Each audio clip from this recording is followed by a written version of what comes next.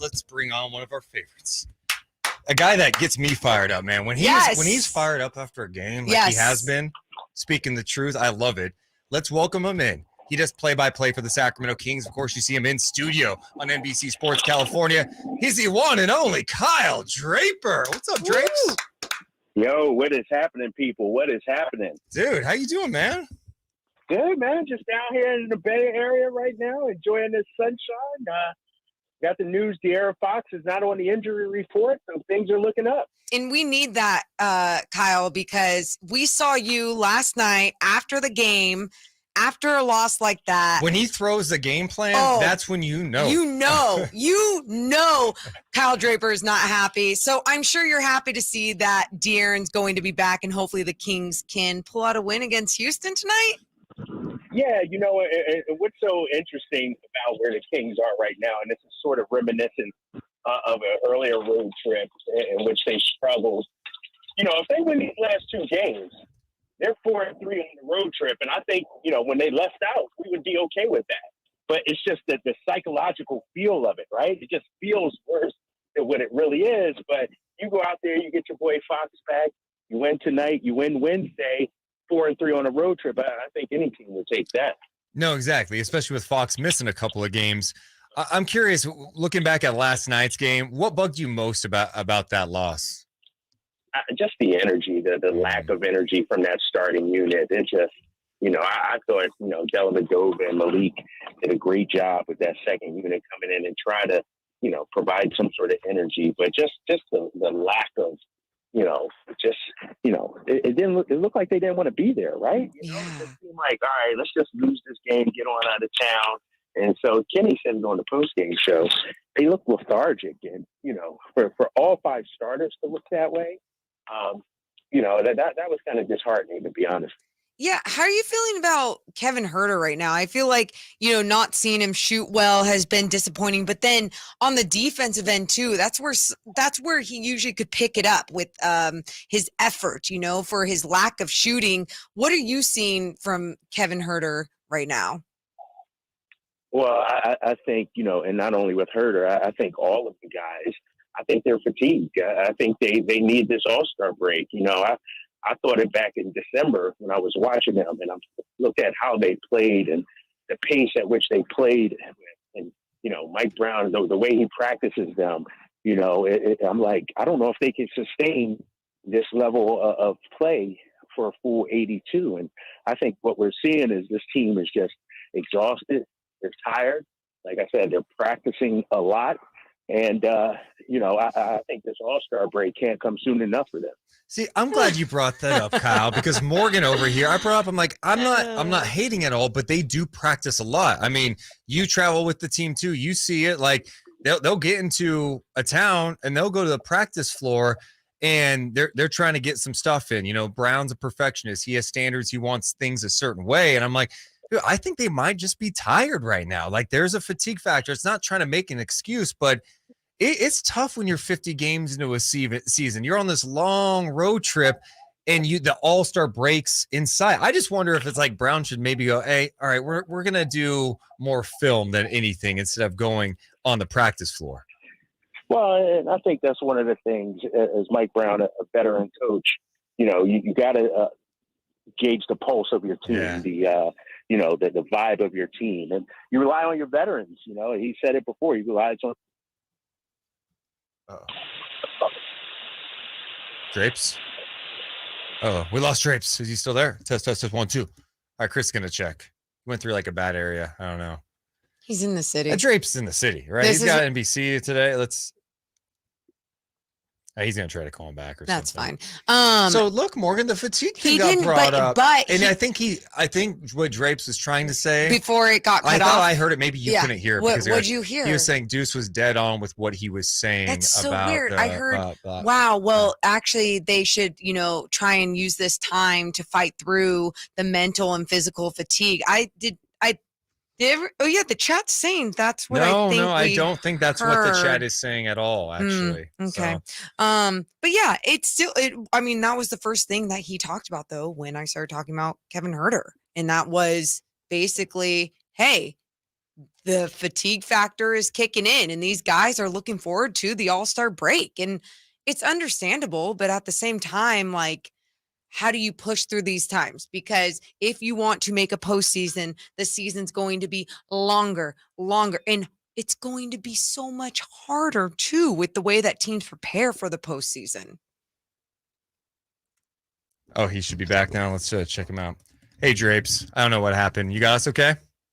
Yeah, I think it's my old BlackBerry phone or something like that. You know, I got this song. You don't have BlackBerry. I almost believed him. I know. My bad. No, I don't know what happened there. But you're good. You're just talking about, like, yeah, Brown. We're talking about the practices. Brown's a veteran coach, kind of the pulse of the team. Yeah, and you lean on your veterans like Harrison Barnes and Matthew Dellavedova, you know, to sort of gauge, you know, where the team is. And, you know, covering the Celtics for 11 years, Doc Rivers, you know, and I understand that was a veteran group.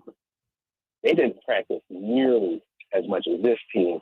And I understand Mike Brown, new head coach, young team, want to make sure that they stay focused, stay locked in. But I think these guys are just tired. Well, okay. Now, De'Aaron Fox is hopefully, you know, back tonight. He's off the injury report. But at the same time, I feel like we got to see a lot of the flaws of the Sacramento Kings, not just because De'Aaron wasn't out there, but I think we've all have enjoyed so much good basketball that it's been hard for us to be like, hey, the Kings should make some tweaks. After the last couple of games and without De'Aaron Fox out there, do you think there's going to be some moves made at this trade deadline?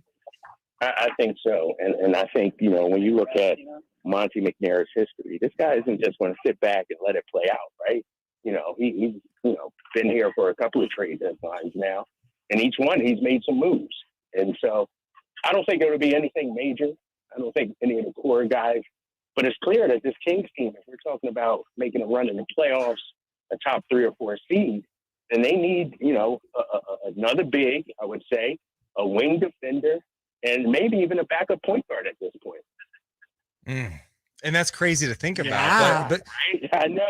I mean, and I love what Davion brings defensively. And he came out a little more aggressive last night. But, man, you cannot be in a situation where in that Pacers game, I don't think I've seen many games like that where Brown just goes, yeah, we're not even going to play a true point guard because we're not getting enough offensively. Yeah, and I think this system has impacted Davion more so than anybody else because we've seen this guy run a team. But when you're the point guard of the Sacramento Kings with Domantas Sabonis, your requirement is not to run the team. Like, really, that's what Domas is doing. He's really the de facto point guard. Your requirement is to play off Domas, knock down shots, get to the bucket. And I feel like he's been getting to the basket, but, you know, his outside shot seems to have disappeared. And so, you know, his style under Luke Walton and Alvin Gentry last year is totally different than what we're seeing this year under Mike Brown. So I saw you and Kenny talking about Nerlens Noel a little bit last night. I forget if it was, I think it was on the pregame show. And, you know, that's a big that can be a rim protector, that can play above the rim. He's long, he has length. Would that be the type of move that actually moves the needle for you? I think it does. I actually maybe like Plumlee a little bit more. I think we need some beef. But, you know, whoever they get, you know, and Kenny and I have argued about this on TV, I don't think whoever they get is going to play a whole lot of minutes besides Domantas Sabonis, next to Sabonis. And so whoever you get is really only going to be a 15 to 20-minute kind of guy. And I think Nerlens fits that. With that being said, he's not beefy. I don't think he helps you in the rebounding department. You know, I don't know how much of a one-on-one defender he is. Great help side guy, can block some shots, obviously. But if I had my choice, I'd probably go with Plumlee. But the asking price might be higher. Dude, this trade deadline, I feel like it could be insane. I mean, we saw Kyrie request a trade Friday, gets traded yesterday. What was your reaction to that Kyrie trade to Dallas? No, I mean, we knew he was going to get traded. I mean, if you're Brooklyn, you can't lose this guy for nothing. You can't have this malcontent, being around the team or even just threatening to sit out. Dallas, to me, was the one spot that didn't make a whole lot of sense, to be honest with you guys, in terms of a basketball. Obviously you want to upgrade the talent. When you get two great teammates together, they'll figure it out. But Luka is so ball dominant. It's amazing how ball dominant he is. And so who's going to be the player that sacrifices? Is it going to be Kyrie? Is it going to be Luka? I think Luka is going to have to adjust his game and maybe come off the ball a little bit. Ooh. Yeah, no, I'm with you. It's like they're going to have to share. They're both heavy ISO guys. Like, that's going to be an interesting little tweak that's going to have to be made by Luka. I know he wants help, but how much does he really want help? Is he willing to sacrifice a little bit being off ball? I know you got to be jacked up for those games coming up this weekend. I'm not trying to jump ahead past Houston, but yeah, dude, Friday, Saturday, Kyrie in the building. Hopefully Luka's ready to go. A huge matchup against Dallas. That place should be rocking. No, it should be. And, you got the star power in the building, one of Kyrie's first games against, as a member of the Mavericks. And not only that, it's interesting because when you look at the Kings, here we are in early February. Let's be honest, the playoffs have already begun. The push for the postseason has already begun. And so you're talking about a team that's threatening your standing in the Western Conference. And so it should be a playoff kind of atmosphere with the stars, what's at stake. I mean, these are two big games, I think, coming up for the Kings. Dude, what's that been like for you this year? Because your first couple of years, the team wasn't very good, but we also had the year where it was like there was no fans. The fans are amazing, but now, like, experiencing it, like when you're calling a game, how do you feel when you feel those fans behind you? I feel like one of them. Yeah. I feel like, I'm in the front row or in the fifth row, whatever it is, just like them. And so when De'Aaron makes a play or Sabonis or whoever it is, I'm out of my seat excited, just like them. It's interesting you bring up those first couple of years I was here, those first two seasons. I'll be honest, I was a little disappointed because I knew how passionate the fans were. I watched them, obviously, during the heyday. But you would go to the grocery store and nobody was talking to Kings. People just, sure, they had their diehard fans, but, they just didn't seem enamored or into the Kings. Now you go everywhere. You guys, I'm sure, experience it. Everybody's talking about the Kings. Everybody wants to ask you about the Kings. And it's like, all right, this is what I came here for. This kind of passion where when you wake up, the first thing you say is, did the Kings win or lose last night? Yeah. We didn't have that in those first couple of seasons I was here. It's so true. When you do get to feel that sort of vibe in this city, it makes a difference. And I'm glad that you're feeling that. And I think right now, you're probably not hearing as many bandwagon Warriors fans talking about their squad. And obviously it's tough to hear someone like Steph Curry being injured like he is, but he's injured and he's an all-star. Kyle, does this mean that De'Aaron Fox is going to make the all-star team now? You know what? I'm going to have to call Adam Silver up myself. I got him on speed dial, right? I got him on speed dial. So, no, I think so. I mean, it's between him and Anthony Edwards, I think. And, both guys are deserving. But, I think when you look at what this team is without De'Aaron Fox, these last two games have just made his case for an all-star bid even more solid, because this team, would be a 25-win team, 30-win team without De'Aaron Fox. And so I think the commissioner would do the right thing, name De'Aaron. And, the baby, seems to be, like he's back now, like De'Aaron's back now. So I hope to see him next week in Salt Lake City. And one thing I should mention about you're talking about kids liking the Kings and the city being in the team right now. I see Drape's kids at games all the time. I see his son. I was talking to your son before one of the last games. He's so excited about getting these autographs from players. Seems like they're super into it. Yeah, they're funny, man. They are fully bought in on the Kings.